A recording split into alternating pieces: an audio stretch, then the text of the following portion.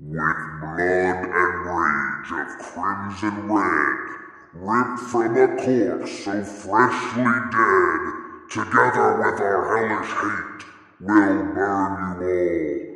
That is your fate. This is Red Lantern Russell from Tomes of Evil.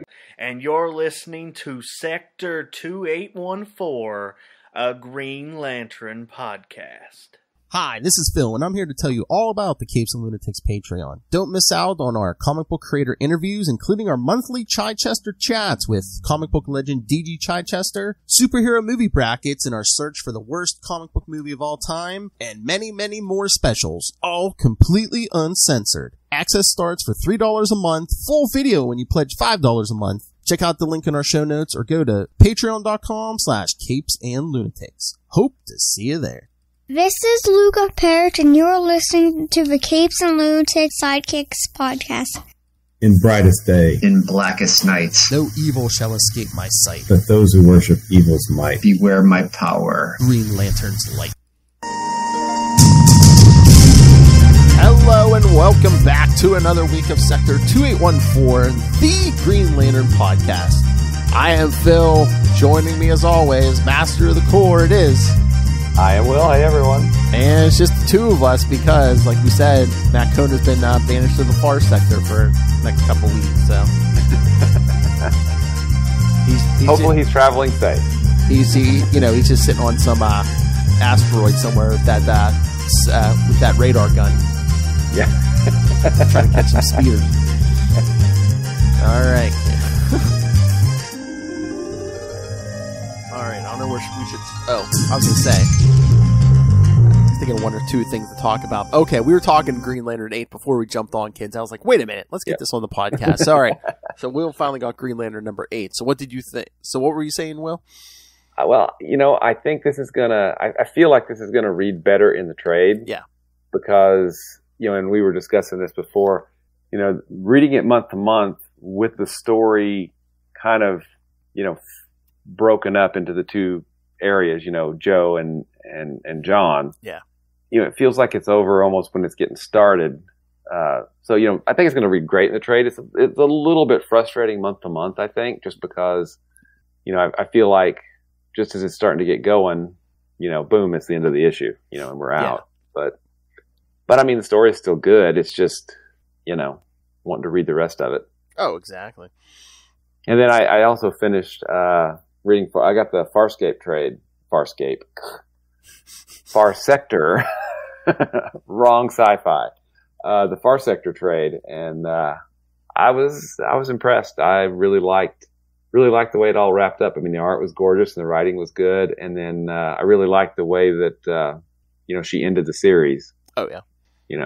What kind of nerd am I? And then she starts the oath. It's pretty awesome. I know, it was like a good story, and I really liked that art. Mm-hmm. Yeah, the art was fabulous. And I really liked that harder edge sci-fi feel that she gave the universe and the environment that they were in. Lots of cool concepts. I wonder if that was always the plan to give her her own 12-issue series and then spin her into the regular Green Lantern book, or if Jeffrey Thorne was just oh yeah, I want that. I don't know. He mentions that a little bit. That may have been editorial, saying, hey, we've got this great character that people seem to love, so let's put her in the main book. And I think Jeffrey Thorne was a little bit concerned that, he didn't want to ruin the character, because I think he was a fan of Far Sector as well. And well, I can say this, that he definitely hasn't ruined the character. I loved her from the series, and she's pretty kick-ass in the main Green Lantern book. So that's pretty. Whoops! I just said a bad word. You're gonna have to bleep me out on that. That's all right. I mean, I think he kept her voice pretty well. I mean, it doesn't seem like she's acting any way out of character from that Far Sector series.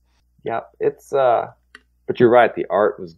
I mean, it's just a gorgeous, excellent series, and I'm glad they did it. I'm glad I finally got to read all of the issues, and plus it has some pretty cool variant covers too by some awesome artists like Mirka Andolfo, Jen Bartel did one. And there were several others throughout the 12-issue run. Oh, hey, did you see, I guess, they're, was it in January, they're starting a Justice League vs. Legion of Superheroes miniseries? No, I haven't seen that yet. And I guess something involved somehow. I don't know if he's gonna be from the future or whether it's gonna be something with a Gold Lantern. I have been reading. I was like, "What the heck's a Gold Lantern?" And then there's an Ultraviolet Lantern too. So I haven't read about that stuff. But if you don't mind me plugging, no, go ahead. A mail order comic shop. Midtown Comics had a 75% off sale, and a big chunk of Green Lantern issues were like 98 cents. Wow. So I think I have almost all of the Green Lanterns series, plus a couple issues of Hal Jordan and the Green Lantern Corps. Oh, nice. Winding their way through the post office as we speak. It was one of those where I got to tell my wife, "Look, I saved money." I know. I don't think she bought it, but you know it's going to happen either way, dear. At least this way, I saved a lot of money. Saved a lot of money. It was 75% off. It's the season of giving. I just gave them to myself. That's right. Absolutely. But I'm looking forward to reading them, though. I mean, I watched. I was home alone a couple last week. Yeah, my wife went over with her mom, and she spent the night. So me and Otis stayed up, and there was this big 3-hour thing on Hal Jordan and the Green Lantern Corps series. Basically, what happens from number 1 to what happens to number 50, and it was like 3 hours. And I was just doing stuff on the computer, so I had it on, and I was like, "Hey, wait, that's kind of interesting." And I would watch it, and I would do some stuff, and I'd watch it some more. That's cool, and I'm gonna have to get that series too. But yeah, that Justice League versus Legion of Superheroes. There is one catch though. You know who's writing it, right? Bendis. There you go. I'm sorry for the kids in the back. Bendis. I'll have to at least give it a shot. I've been wanting to kind of look at his Legion of Superheroes because I'm a longtime Legion fan. Mm-hmm. But I mean, I read a couple issues. I read like 2 or 3 issues of it. It wasn't bad. It just seemed, at least when I read it, it seemed kind of slow. But I mean, it wasn't it wasn't bad. But I didn't finish it either. So I mean, yeah. Well, I don't know if they. I don't know if they actually gave it an actual ending, or it's like, "Oh, hey, we'll be back," and in the crossover. Yeah. Who's the artist on the JLA? Here, let me look it up. I forget. I have the internet too. I can look it up. Internet. First season. I was gonna say I do remember it starts in January. Here we go. Wait, is this gonna tell me? Yeah, 6-issue limited series starts January 11th. Of course, written by Bendis. Illustrated by Scott Godlewski. Huh. I'm not familiar with that artist. Yeah, Godlewski. Yeah, I don't know. I mean, if that covers him, I mean, the art's, I mean, it looks pretty decent. Yeah, I'm looking at that cover there. So what is gold? What part of the emotional spectrum are we with gold at this point? I'm going to have to look that up too, aren't I? And then I guess there's going to be connection to the Great Darkness also. Oh yeah, that's a classic story. Yes, by back in the day by Paul Levitz and Keith Giffen. Oh yeah. Okay, the emotional spectrum according to the Green Lantern Wiki. Violet is love, black is death, white's life, red rage. Okay, they don't have. Do we have gold here? Oh, it's like, what's the difference between gold and yellow?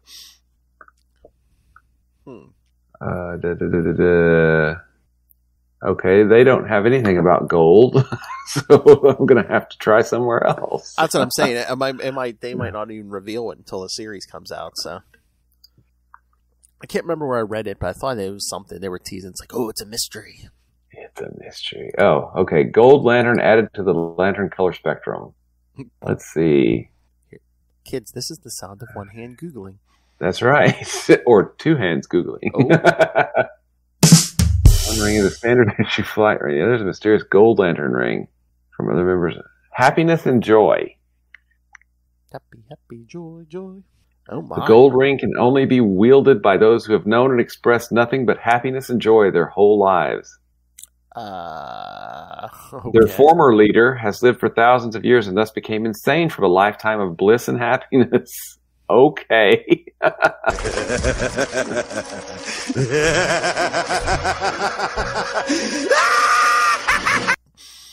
Like nice that? one. There's also an ultraviolet, I believe, which was where you keep all your movies, right? Did Will just knock himself off? Did you knock? Sorry, I hit the wrong button. Wrong button. I was gonna say, I didn't hit anything. All right, colors ultraviolet. Did you hear my joke?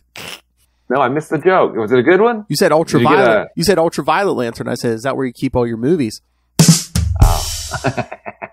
Okay, the ultraviolet cores is the unseen light, part of the invisible emotional spectrum. The heart of the cores is a living phantom galaxy powered by a sentient sun called Umbrax.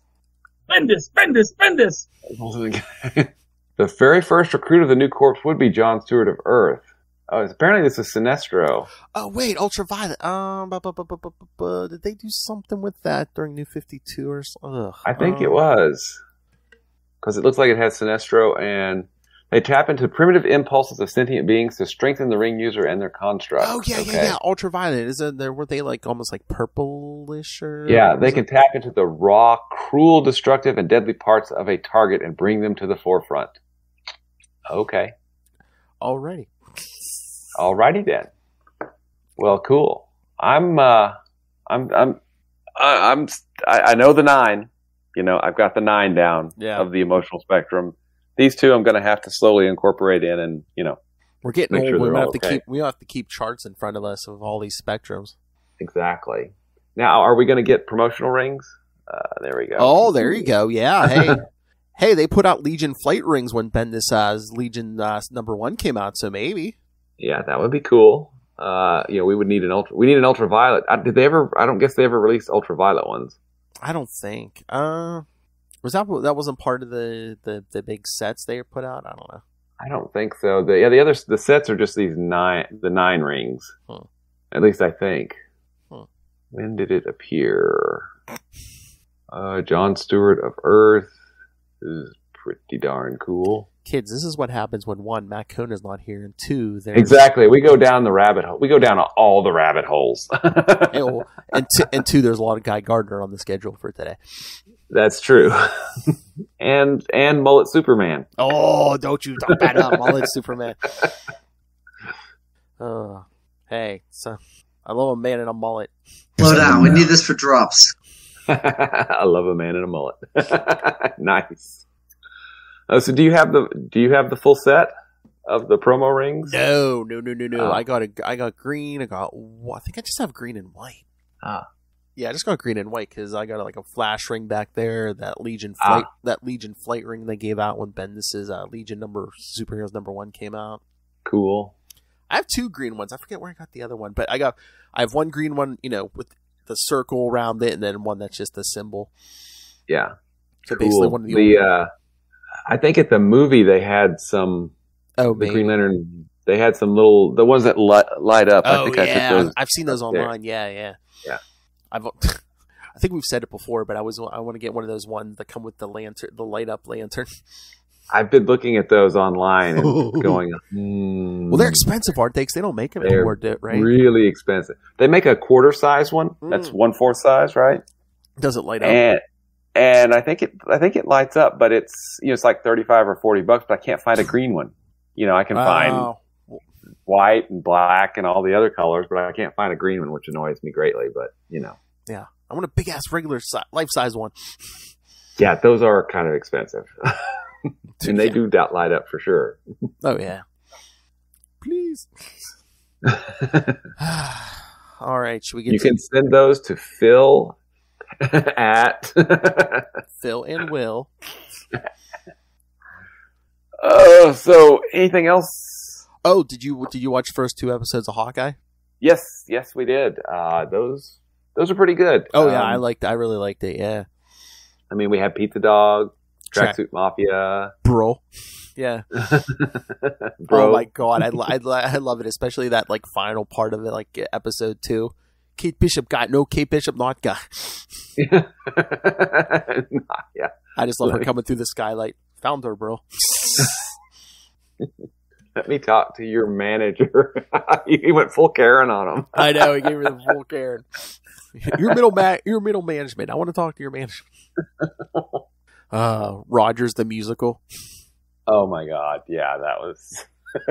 And I said it's not Avengers, it's Rogers the musical. So I'm guessing they did Steve Rogers' whole life. So after that, at some point, probably towards the end, they probably did the whole big fight with Thanos where he picks up the hammer and stuff. Yeah. Oh my god, I would have paid to see that.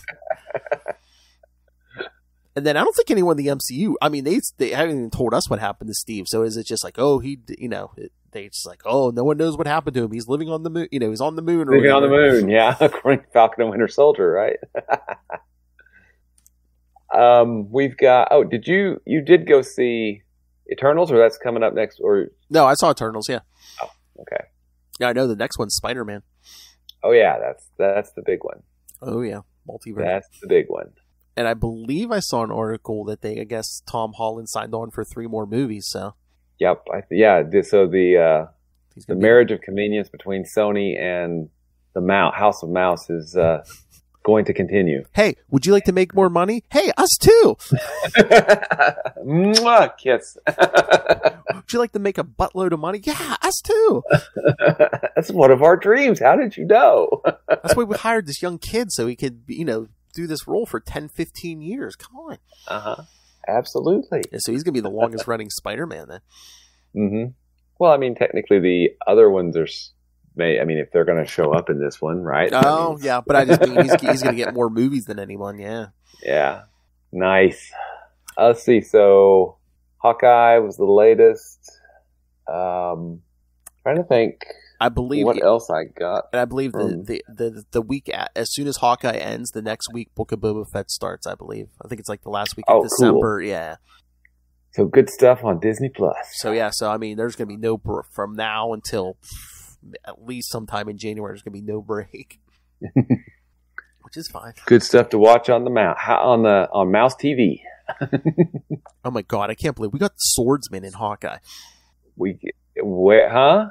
Sword that's supposed to be the one who's engaged to Kate's mother. That's supposed to be Swordsman.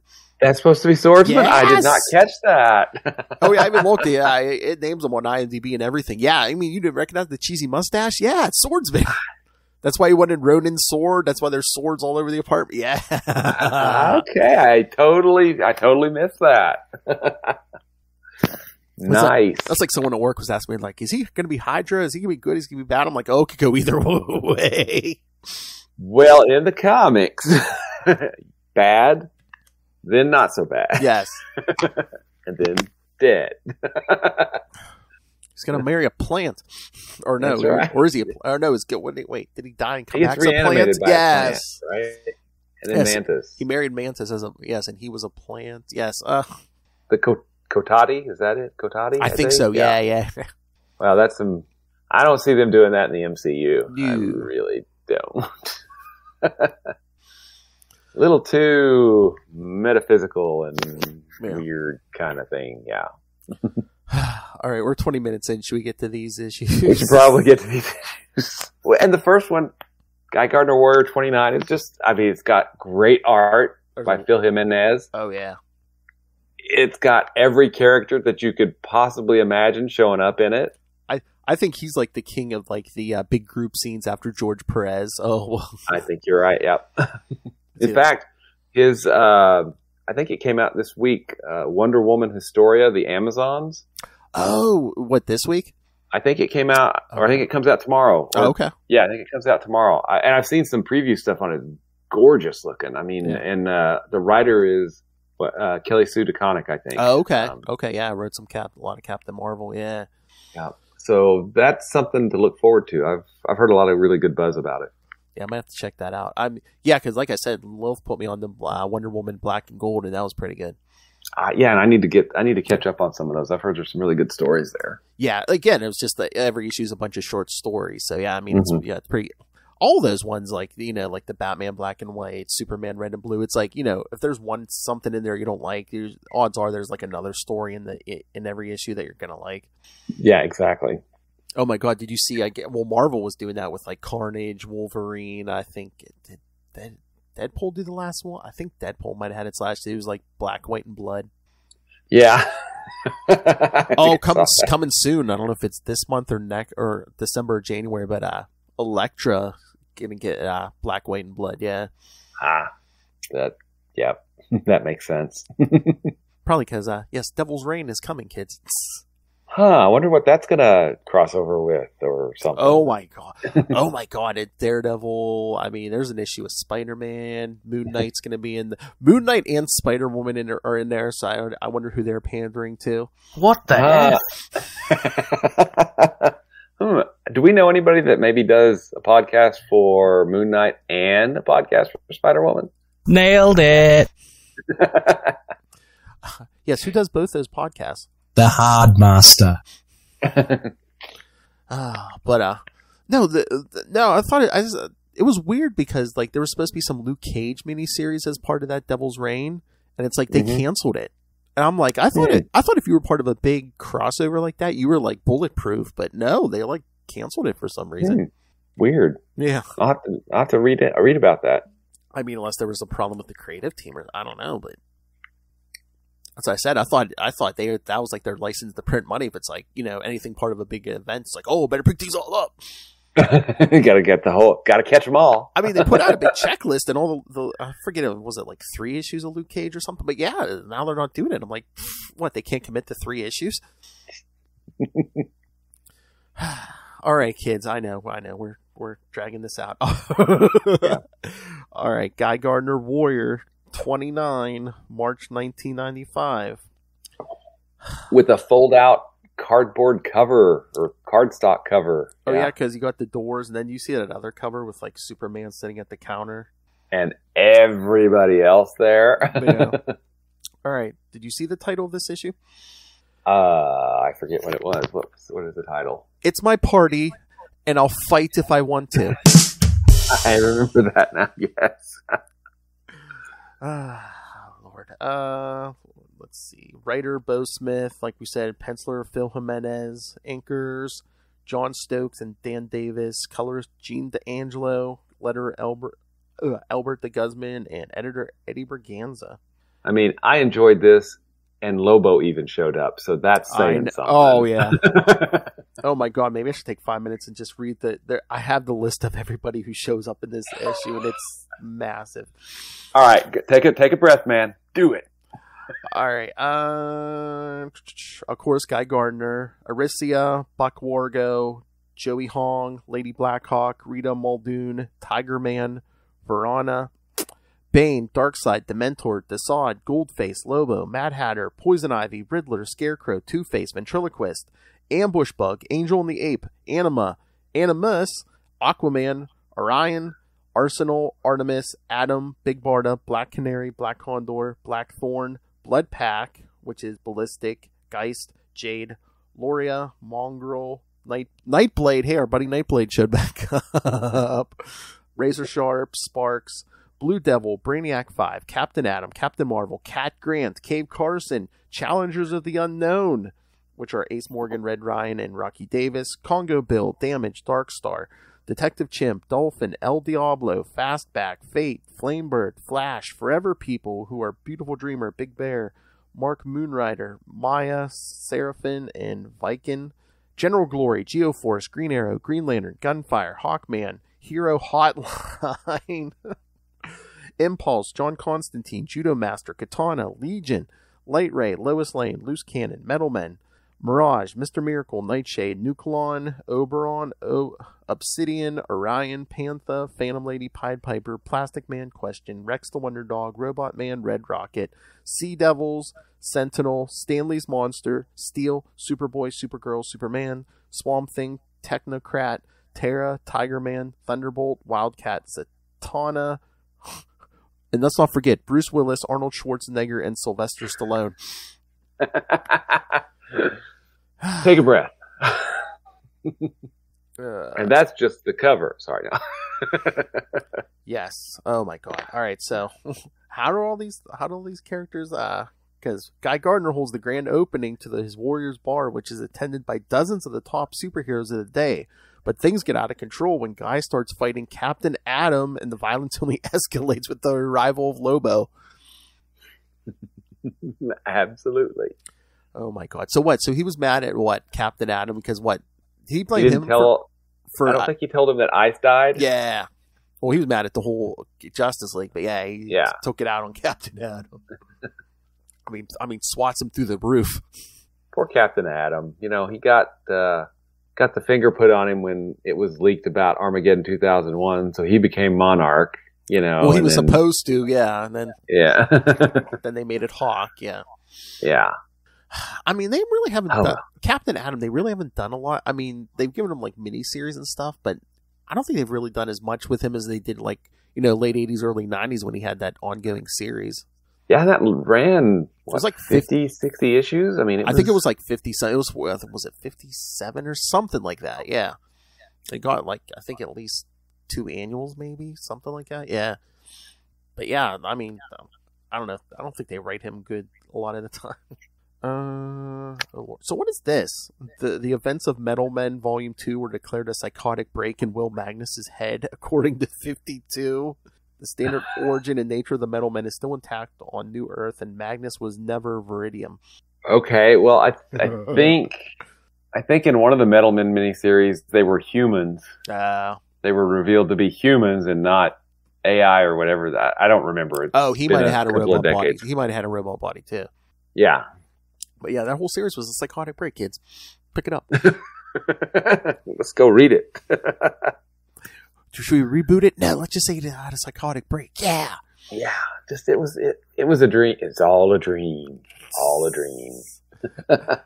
I mean, this issue was entertaining for the most part. I mean, even though most of it was just like a big, you know, talky crowd scene. and you know, some slugfest stuff toward the end. Yeah, but Guy Gardner is at this point, I think, if we don't have some slugfest in Guy Gardner, something's probably wrong, right? I mean, because it's there every issue. Superboy sends his jacket to hang up on the wall. Yeah, and I guess Lady Blackhawk is like what, displaced in time? Yeah, I guess so. From 0 Hour, right? Mm-hmm. Then we actually see Kyle talking to Arisia, basically like, I had to kill Hal, and she's like, that wasn't my Hal. Will's like, me too.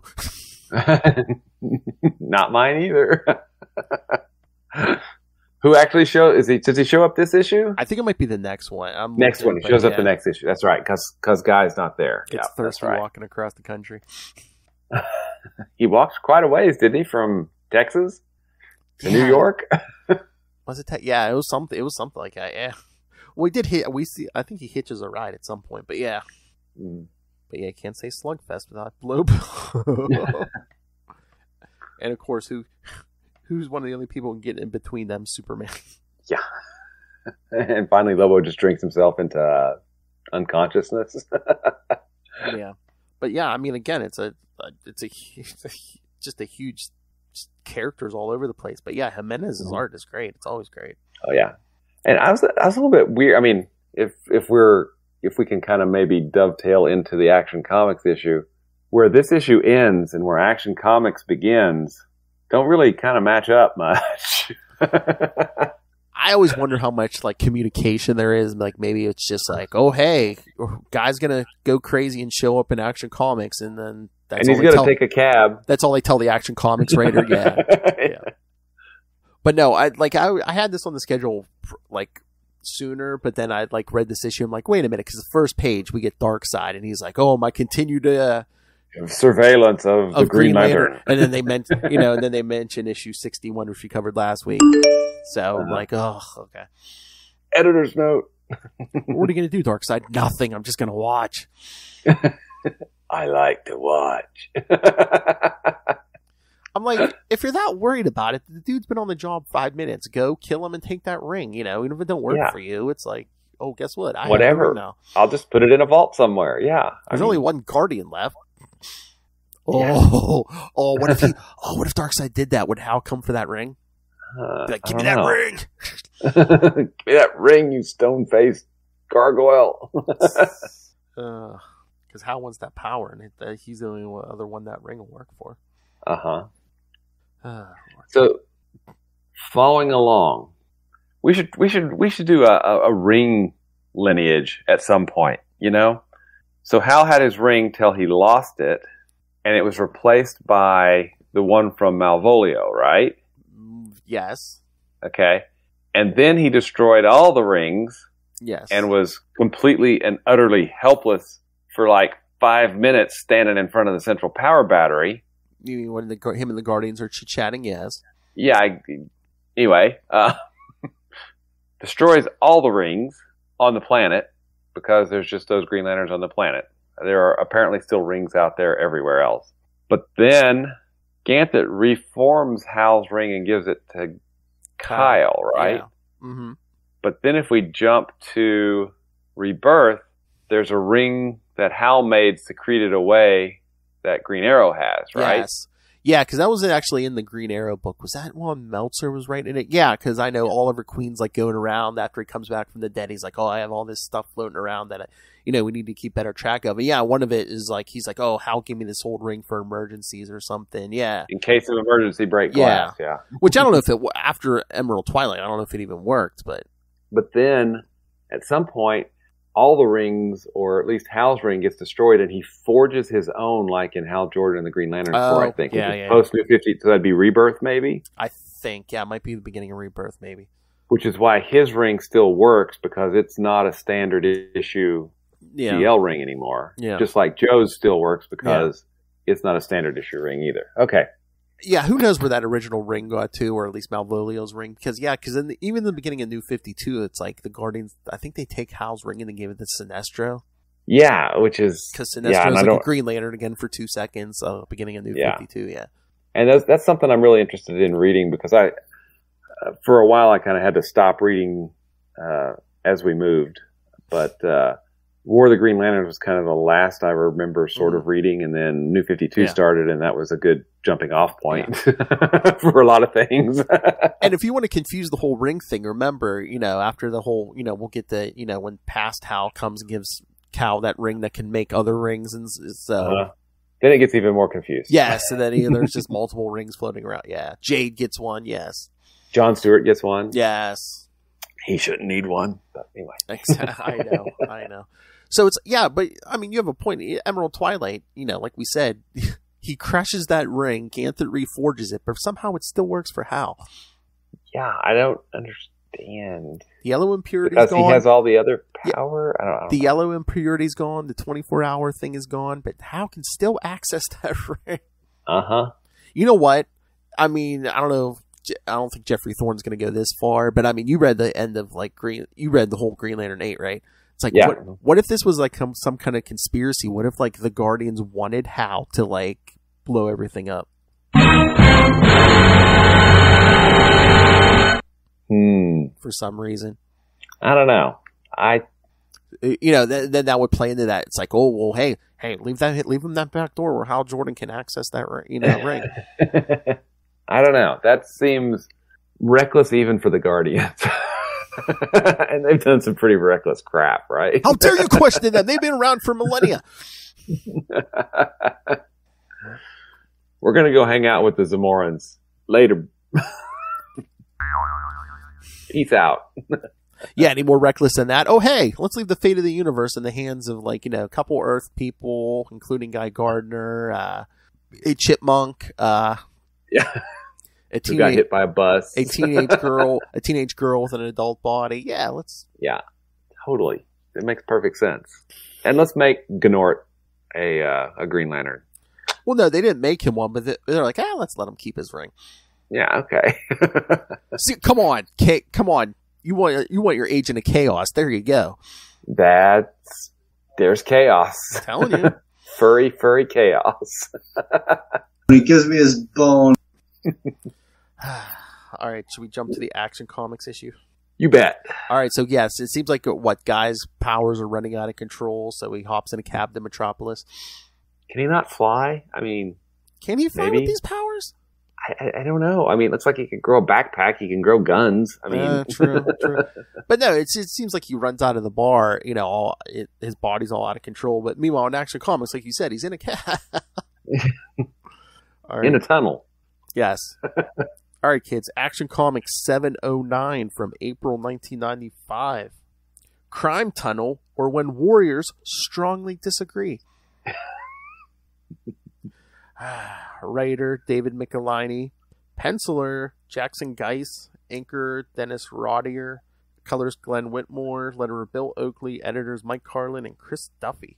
After Clark Kent and Lois Lane discuss the source of the cryptic messages Clark has been receiving, Conduit. I completely forgot what happened with that. What was that? I think that's Conduit. That's Kenny Braverman, who got infected by kryptonite the night in Smallville, the night Superman. He was born the same night the Superman's ship crashed to Earth, and he got infected, and then he got all these powers. You know, he always hated Clark Kent because he always came in second to Clark Kent all through childhood, and then he finds out he's Superman. He's like, I'm going to kill him. I'm going to destroy his life. Of course. Yes, of Makes course. Total sense. Warrior begins a rampage in Metropolis. The Man of Steel finally reins Guy in with the help of an already injured Terrible Turpin. The killer of Senator Fulton is finally captured, and Clark receives a postcard with the I know message. All right, so, and then Ramsey Murdoch, that he has weird psychic powers because he kind of got infected by Brainiac, I think, or something. I don't know. 90s, kids. This is the 90s. Okay, did you read any of this Superman at the time or later? I read Death of, Return of, and I kept on for quite a while, I think, after that, but I don't remember reading this issue. I mean, I'm sure I did, but it probably didn't make much of an impression on me. Okay, because I was just going to ask him, like, what's more ridiculous, like this or like Electric Superman? It was the 90s. Everybody was doing it, okay? Yeah. Oh. Hey, you know what? I remember when the exact date Superman, I think it's Superman Returns. It's one where he gets his regular powers and stuff back. Came out on April 1st, my birthday. I was like, oh, thank you for the birthday present. Nice. I mean, the electric stuff wouldn't have been bad, except they dragged it out for like a year. Mm-hmm. And a year means 52 issues of it, because there was a Superman every week. And there was a special there was a special or two in there too. Yeah, there was Action, Adventures of Superman, The Man of Steel, and then Superman Man of Tomorrow was the quarterly book to hit the skip weeks, right? So you had 12 issues each of those, and then 4 of the quarterlies, plus you're right, the specials. Yeah, because there was that one special where, the electric blue Superman got split into 2 and became, hey, another blue Superman and Superman blue, Superman red, get it? Yeah, and awesome. And they could both turn back into Clark Kent. It was the 90s. Everybody was doing it. Oh my God. Someday, somehow, we're going to have the Mystery Science 3000 that year. Oh my God. Can you imagine throwing out a Kona? Yeah.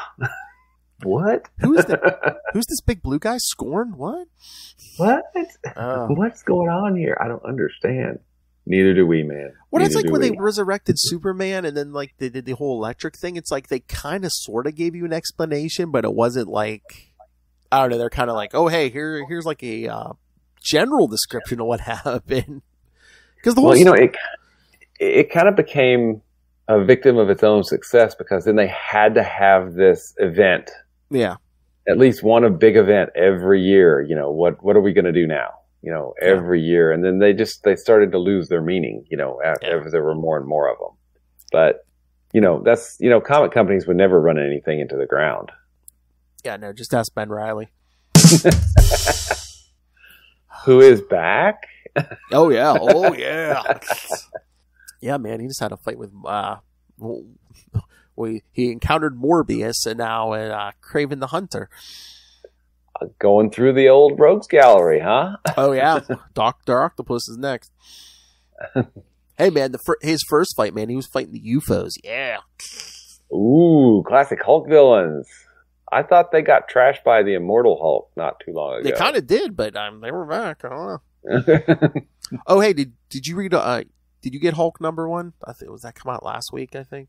No, I still need to finish reading box. Immortal Hulk, and Yeah. that was a good break. So I may not pick it up unless I hear just awesome things. It's kind of weird. It's kind of like Banner's treating Hulk like a star shit. Like Hulk's wearing a helmet, and basically, I don't know if Banner's just like inside his head, like piloting the Hulk. It's not even like Professor Hulk. It's just like he's like, oh, I'm keeping the Hulk in the engine room because that's not going to blow up in your face. It never does. So basically, he's piloting the Hulk against his will. Yeah, it's he's a Jaeger. The Hulk's a Jaeger. Well, like it's always like, hey, Banner's not what the first time we meet Bruce Banner, he's building bombs. Yeah, big ass bombs. That's right. All right. So besides Electric Suit, what are our other thoughts on Action Comics? He captures Guy and puts him at Star Labs. Yeah, which is where we'll pick up. But yeah, I mean, again, it was a giant slugfest in a crowded Midtown tunnel. With the threat of nuclear waste that's being illegally transported, potentially infecting the water supply. Wouldn't you be afraid to do anything like illegal like that in Metropolis? It's like, what if Superman takes a close look at that? Yeah, I mean, he's got X-ray vision and telescopic vision and all the other kinds of visions, and he's hearing got, and yeah. And can he? Again, it's like, why do you pull crime in Metropolis? Again, why does anyone work for the Joker? Reasons. Seriously, get yourself some superpowers. Pull some crime in Missouri, man. No one's looking for you there. Exactly. Basically, that middle of that country, man. No one's looking for you. Go to Colorado, Iowa. Hell, DC. As long as it's not like New York, Metropolis, Gotham. I mean, go to Chicago, man. Seriously. All right. New Orleans. Out west. Go to L.A. I don't know. There's probably somebody. There's got to be somebody in L.A. Was that where Blue Devil was at? Well, there was Coast City was always an analog for San Diego, right? Because it was California somewhere. Yeah. All right. Should we get to the last Guy Gardner? Let's do it. See, I don't think Matt Conan went on vacation. I think he's just skipping the Guy Gardner shirts. He's just skipping the Guy Gardner and the Dark Star issues. He's like, I'll be gone for a month. When I get back, I guess we'll be through the Guy Gardners and the Dark Stars. Oh, gosh, golly darn. See, you can't fool us, Matt Conan. All right, so last issue, Guy Gardner, Warrior number 30. Hey, guest starring Superman. Again, April 95. The Enemy of My Friend. Yeah, right. Looks like, yeah. Oh, right. Writer, Bo Smith again. Penciler, Mitch Bird. Inker, Dan Davis. Colorist, Lee Lothridge. Letterer, Albert de Guzman. And editor, Eddie Berganza. So, yeah, Mitch Bird was like the regular penciler. So, was he just like, for 29, oh, man, that's too many characters for me, man. I'm out, yeah. Here, Phil, you take it, man. Either get Jimenez or Perez, man. I'm out. Yeah, I'm out. I need... my hands. Man, bring in the expert. I'm going on vacation. I was going to say, did they do a lot of digital art at that time? Did Jimenez draw all that by hand? I mean, digital coloring didn't really start until, like, mid to late 90s, and then I think it was early 2000s when they started doing digital lettering. So it may have been late 90s for digital lettering, but maybe. But I'm pretty sure this was all good old fashioned. Probably the art probably is. The lettering is probably on the art boards. Pasted on. But yeah, now that I think about that, I mean, think about Crisis on Infinite Earths. I mean, George Perez had to do that all by hand. Oh yeah, 12 issues of that. 12 issues of that. He probably used some tricks, maybe like, doing a photocopy of, panels that he wanted to keep the same or something like that. But still, 12 issues of Crisis on Infinite Earths. Oh my God. I mean, that's insane. And it's not, I mean, again, Jimenez did a wonderful job on Guy Gardner 29, but most of it was people just standing around talking. I mean, Perez did all that, and 12 issues, action scenes, and oh yeah.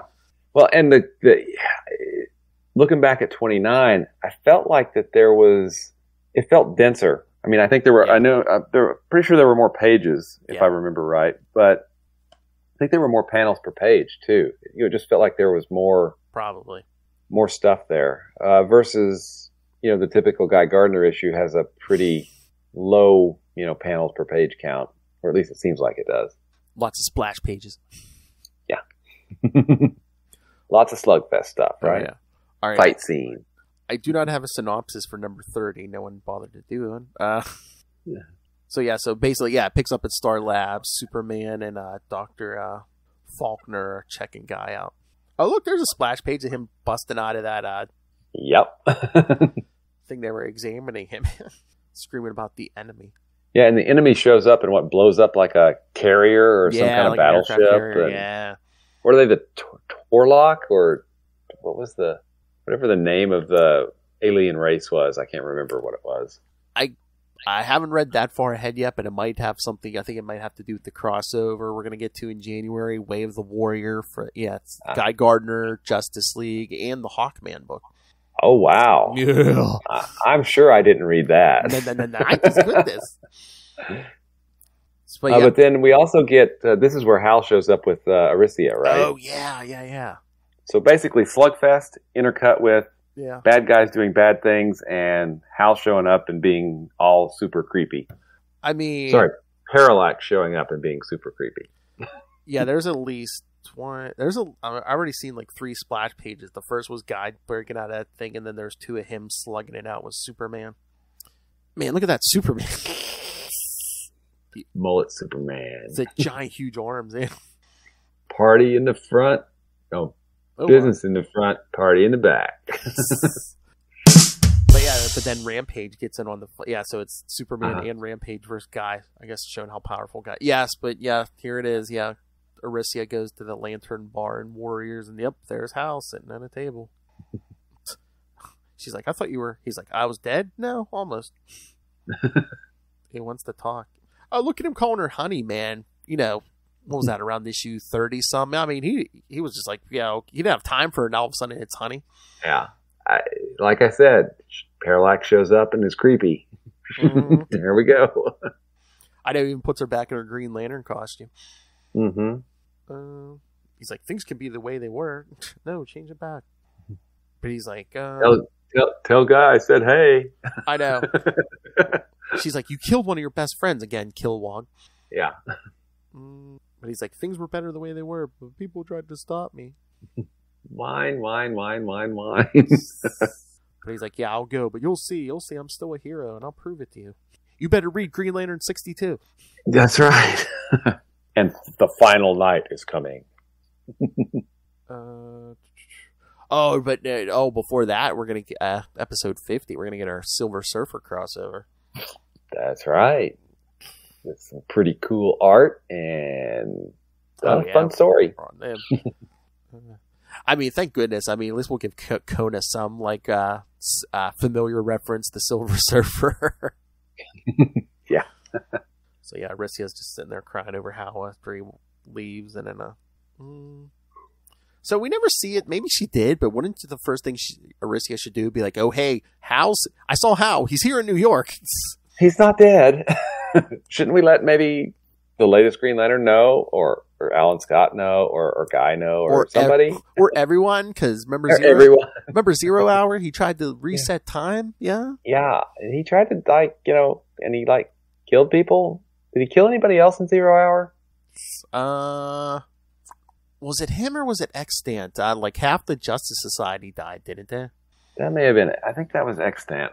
I think they were already old, but he aged them up. So they're pretty much the only ones who survived, I think, were Jay Garrick, Alan Scott. Did Wildcat survive? But the rest of them were just like, yeah, because Wildcat showed up in this issue. Yeah. I think June 29. Sorry, I think those 3 might have been the only ones to survive. Yeah, because we got a new Dr. Midnight. Yeah, we got a new Hourman. We got lots of new characters spinning out of that from the legacy JSA characters. They keep talking like they're going to do like something for Justice Society, like the classic lineup. But yeah, they keep talking about it and never doing it. So.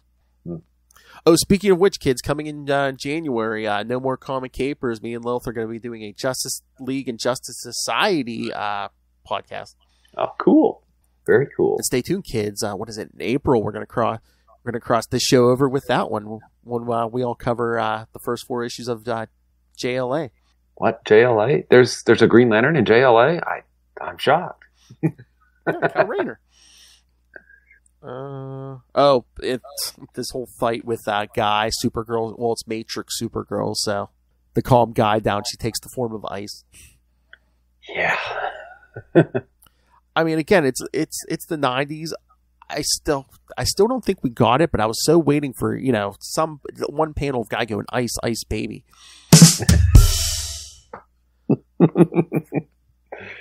Nice. No, Nice. no ice. Ice. So they actually get talk Guy down. And of course, the Mentor's back also. Yes. Oh, good lord. Yeah, somebody had a twisted sense of humor. Next issue, Guys and Dolls. Yeah. That last panel, splash page. Oh, yeah. in the car, yeah. In his college sweater. Yeah. Jeez. So, what did you think, Will? I love a good pun. This was, Pure 29 Pure 29 is an issue that I remember and, still look upon fondly. Yeah. Action Comics at number 30, not so much. But, it was a typical Guy Gardner issue, and I would almost say that Action Comics 709 was a typical Guy Gardner issue as well. I mean, it was a slugfest, yeah. It was basically a slugfest. So, yeah. Hey, we got at least 4 regular books a month. We need to kill some time here. Bring in Guy Gardner and let's punch things. Maybe each other. Let's punch each other. Maybe get some cross between the 2 fan bases. Yeah. Yeah. So we're up to Guy went into the 40s, right? 40. Yeah, I think it's like 44 or something, 43 or 44, I think. Yeah. So I mean, yeah, we're at 30. So we got maybe. And then once his series ends, he makes some appearances in Green Lantern, doesn't he? Like if they're at the Warrior Bar. So yeah, I think.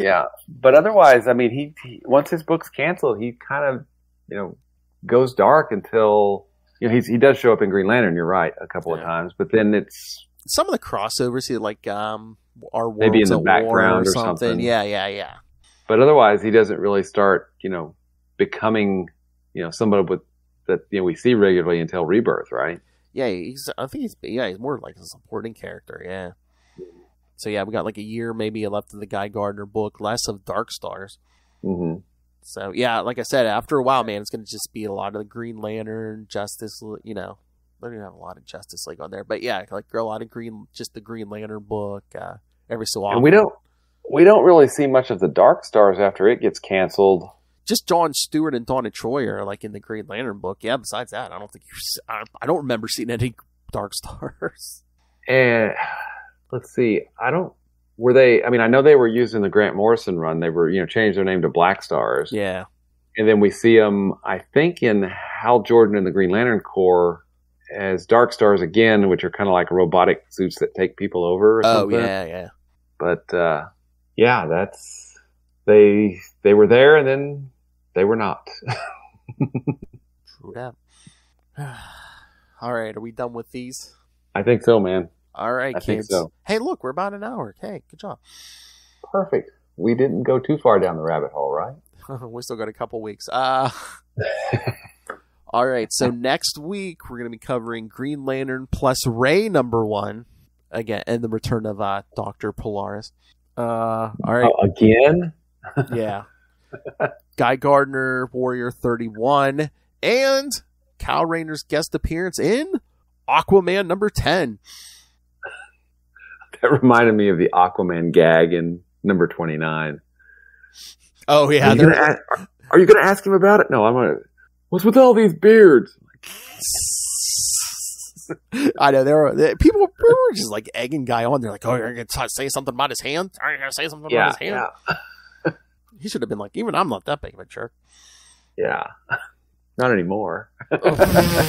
Yeah, as time goes on, I get to be less of a jerk. All right, kids. So send your thoughts on those. Email us, capesandlunatics@gmail.com, or call the voicemail 614-382-2737. That's 614-38-CAPES. I know he was probably still in the air, but I was going to say, you see how good these issues were this week? Matt Cohn didn't even send feedback.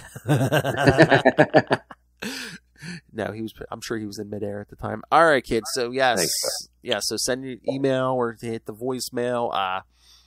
And you can follow Sector 2814 on Facebook, on Twitter. Find links to all the social medias for all the shows we're doing. Again, like I said, new show coming in 2022, Unlimited Justice.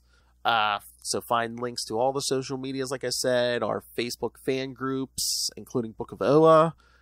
Find link to the YouTube channel. Again, there's a video up there for every episode, so you can watch and listen to us that way. Most importantly, please, if you can, please subscribe to the Patreon. Every little bit helps. We're all paying for this out of our own pocket now, so it's definitely a labor of love. So yes, if you can, please subscribe to the Patreon or pick up some Capes and Lunatics or Capes and Lunatics Sidekicks merch. Find links to all of that all in one place. That's Linktree, linktr.ee/Capes and Lunatics. And like I said, he's off for a few weeks, but always check out Matt Kona at Matt Kona pretty much everywhere. You will laugh, you'll cry. Yes, it's all you good. Will believe a man can beard. I don't know. It's a bit of a heel turn. The yin to Darkhawk's yang. See you later, bunkies. All right, William, where can people find you?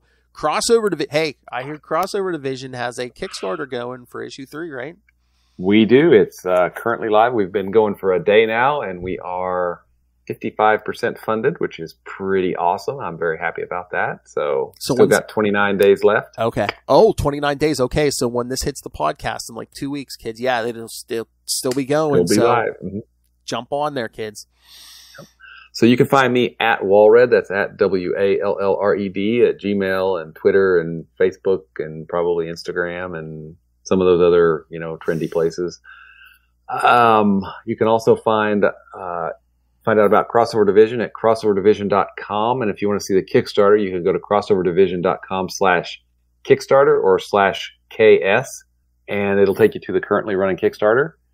And if you're interested in some of my other work, like Diary of Night, you can go to diaryofnight.com. And finally, obviously you have discerning taste, so you love Quasar as well as Green Lantern. And if you want to find out more about Quasar, you can check out the Quantum Zone at quantumzone.org. Oh my God, this is so topical for this week.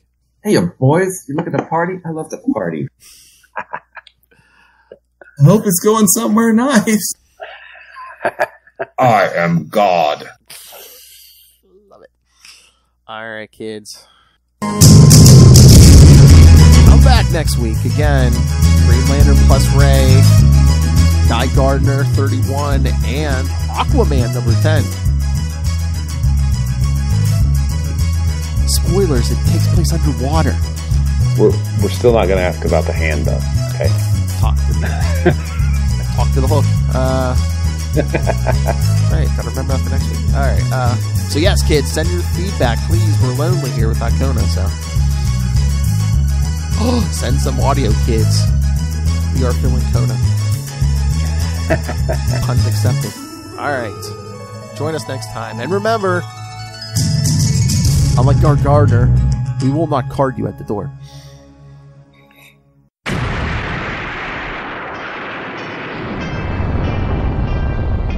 I am Connor from the House of L. And I am Ray from the House of Zod. We are two of the many, many survivors of Krypton's destruction, and we have made our home in Australia, and dare I say, have become Australians, for better or worse. But we have also decided to read Superman comics, read Superman books, watch Superman shows, cartoons, movies, basically everything Superman, and from an Australian perspective as well. Whether you're a seasoned fan, like me, or whether you are coming in fresh, wide-eyed and wanting to learn more like me, then this podcast is for you. Join us for our bi-weekly adventures available on all good podcast catchers. So just search for Last Sons of Krypton, a Superman podcast. We'll be coming to you from Australia or some cosmic dimension, wherever we are that week. Up, and away.